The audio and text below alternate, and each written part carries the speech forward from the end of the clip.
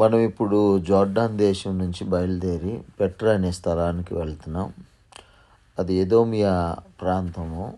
ఇశ్రాయేలీలు మార్గ మధ్యలో వచ్చుచున్నప్పుడు ఈ ప్రాంతంలో నుండి దేవుడు వారిని నడిపించేశాడు. కాదేశ్ బర్నియా నుండి మిరియాం చనిపోయిన తరువాత ఇటువైపు ప్రయాణం వారికి జరిగింది. ఆ మార్గాలను మనం ఇప్పుడు చూడటానికి బయలుదేరి మనం వెళుతూ ఉన్నాం.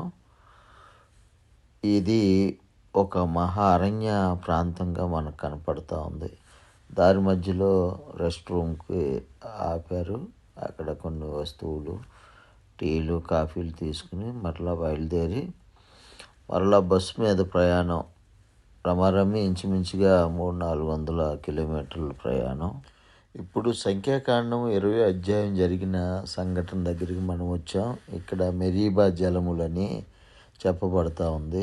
మోషేని దేవుడు ఆ బండతో మాట్లాడమంటే బండను కొట్టిన స్థలం అది. ఇక్కడి నుంచే నీరు విస్తారంగా ప్రవహించి ఒక పెద్ద లోయ గుండా అటువైపు ప్రయాణం చేసినట్లుగా ఇక్కడ మనకు కనపడతా ఉన్నాయి. ఇప్పటికీ నీటి ఓటలు వెళుతూనే ఉన్నాయి.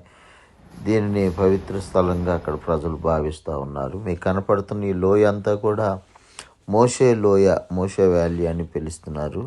ఇక్కడ విస్తారమైన పంటలు పండుతూ ఉన్నాయి. అదే విధముగా మరి ఈ ప్రాంతంలో పెద్ద ఊర్లు కూడా కట్టబడ్డాయి. ఇక్కడ ఈ ప్రాంతం అంతటికి కూడా అక్కడి నుండి వచ్చే నీరే, అది మినరల్ వాటర్గాను మరి స్వచ్ఛమైన నీరుగా, త్రాగునీరుగా ప్రజలు ఇప్పటికీ వాడుతున్నారని చెప్పబడుతూ ఉంది. ఈ లోయ మరి మోషే లోయగా పిలవటమే కాకుండా ఇక్కడే అహరోను కూడా చనిపోయాడు అని చెబుతూ ఉన్నారు. ఈ స్థలంలోనే మరి అహరోను యొక్క మరణం జరిగింది.